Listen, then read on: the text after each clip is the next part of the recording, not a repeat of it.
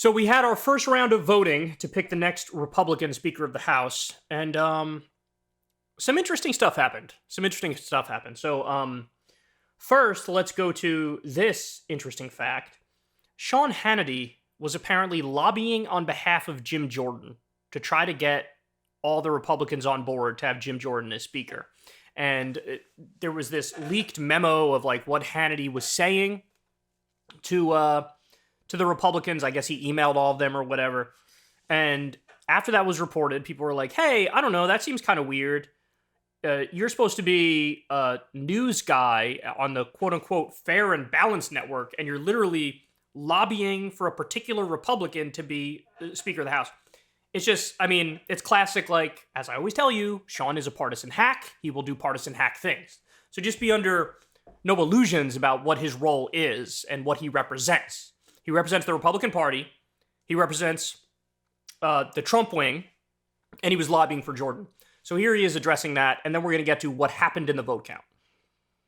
First, transparent vote, because when they're in conference, they get to vote anonymously, because this is an important vote. And why is it a shock to certain lawmakers and members of the media mob, all of you out there, that yours truly, a member of the press, is daring to ask elected representatives, the so-called public servants in this country, if and when they plan to wrap up this speaker battle and reopen the People's House amid growing chaos, both at home and abroad? I have a lot more to say on this later, but I do have to chuckle that a few of my questions, simple questions that I asked to some Republicans over the weekend about the importance of getting a speaker as soon as possible showed we have a few sensitive little snowflakes in Congress. Here's the truth. They are the majority. They need to act like it. No deals with the Democrats, and that would mean, no temporary solutions either. Elect a speaker, get the House open, and start doing your job. The good news is the anonymous votes end tomorrow, and we will know and we will see which Republicans understand what is the importance of this moment in history, not only for the Republican Party, for them to unite, them to lead by reopening the People's House while we have war in the Middle East and war in Europe and open borders and serious budget deadlines.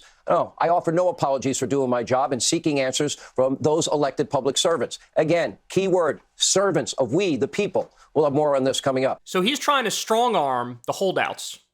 Basically like, hey, vote for Jim Jordan or else. All right, well, what happened? Jim Jordan, Trump's endorsed candidate, officially loses the first vote for Speaker of the House. Hakeem Jeffries got 212 votes, so the Democrats were united around him. Jordan only got 200. Others, 20. So there were more defections for Jordan than there were for, there was like 8 Republicans who kicked out Kevin McCarthy. 20 were holdouts for Jordan. Wow. So, look, there's a whole bunch of issues here. So there are Republicans from Purple District who don't want to vote for Jordan because Jordan is Trump's right-hand man and he's an insurrectionist and he's, hardcore anti-abortion, and he's a very hard right guy. And the Democrats from purple districts are like, I can't do it. Then there's also people who are like, just personally don't like Jim Jordan. They're just like turned off by him personally.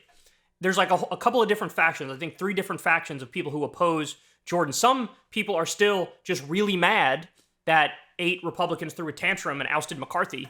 And they're just like, well, if Gates is okay with him, I'm not okay with him. And the word on the street is now the next round of voting, there's going to be even fewer. There's going to be even more defections from Jordan. So, man, I told you guys this would happen. Look, I also thought, to be fair, I thought Jordan, if anybody was going to get it, it would probably be Jordan. Because Jordan was a defender of McCarthy. He didn't want McCarthy kicked out as speaker. So I thought he would get the goodwill of the pro-McCarthy people. But Jordan also was a mentor to Matt Gaetz. So we had the Gaetz wing and the McCarthy wing. In theory, it seemed like it would make sense. But Scalise couldn't get it. Now Jordan couldn't get it. And it's like, well, who the hell's going to get it? I mean, look, it looks at least possible. I wouldn't say likely, but possible that conservative Democrats come in and cut a deal with a lot of the Republicans to get a speaker who's less insane than like the insurrectionists. Wow. Okay. So he failed. And it looks like he'll fail by even more in the next vote, although we can't say that for sure until it happens. By the way, the next vote hasn't happened as of the recording of this, but it might happen relatively shortly. And then we also get this. Fox's Trey Gowdy, former Republican congressman, reports House Republicans are at each other's throats and trying couples counseling for people who want to kill each other. So there is real animus in that caucus, man. They hate each other. Gates was an arsonist, lit it on fire, and everybody's pointing fingers at everybody else and tearing each other down. So this is wild because not only do you have a crisis in the Middle East and Ukraine and Russia and everything going on here at home, but in 35, 32 days or something, we have a government shutdown. So they need to pick a speaker and then they need to negotiate to try to come up with a deal to avert another government shutdown. Really, really, really wild stuff. And I mean, they've never been in more disarray than they are right now. It's the Trump effect. It's, the far right chirping up.